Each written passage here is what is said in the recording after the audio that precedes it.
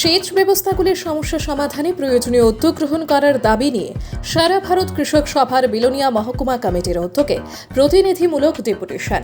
মঙ্গলবার বিকেলে 4টে নাগাদ সারা ভারত কৃষক সভা দক্ষিণ জেলা কমিটির উদ্যোগে জলসম্পদ দপ্তরের আধিকারিকের নিকট ডেপুটেশন প্রদান করে।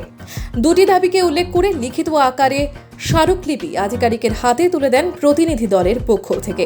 দাবিগুলো হলো, দক্ষিণ জেলা অচল সেচগুলি সচল করার জন্য উদ্যোগ নিতে হবে, যে সমস্ত জমিগুলি সেচের আওতায় নেই অবিলম্বে সেচের আওতায় আনতে হবে। এছাড়া আরও অন্যান্য বিষয় নিয়ে কৃষক সভার নেতৃত্বরা জলসম্পদ দপ্তরের আধিকারিকের সাথে বিস্তৃতভাবে আলোচনা করেন। ডেপুটেশন শেষে প্রতিনিধি দলের পক্ষ থেকে জানান, জলসম্পদ দপ্তরের আধিকারিক তাদের বিষয়গুলি মনোযোগ দিয়ে শুনেন এবং প্রয়োজনীয় উদ্যোগ গ্রহণ করবেন বলে আশ্বস্ত করেন।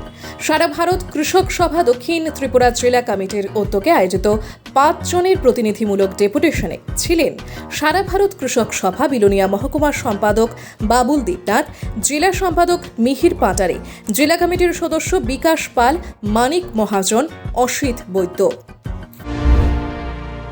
আমরা তাতে লক্ষ্য করেছি যে আমাদের জেলার মধ্যে এরকম 50-60টা বিভিন্ন স্কিম, এলআই ডাইভার্সন স্কিম, এটা প্রায় অচল অবস্থায় আছে। এগুলিও আমরা তুলে ধরার চেষ্টা করেছি। ওনারা দিক থেকে কী কাজটা করছেন তাতে আমাদেরকে জানিয়েছেন।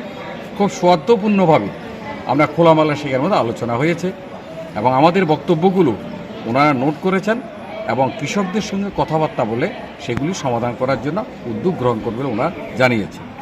কিন্তু বিষয়টা হচ্ছে, আলোচনা করতে গিয়ে আমরা যা বুঝতে পেরেছি, আমাদের রাজ্যে কৃষি উৎপাদন বা আমাদের জেলা যে কৃষি উৎপাদন, কৃষিকে আরও বেশি যদি মানুষের উৎপাদন বাড়াতে হয়, তাহলে সেচ একটি অন্যতম।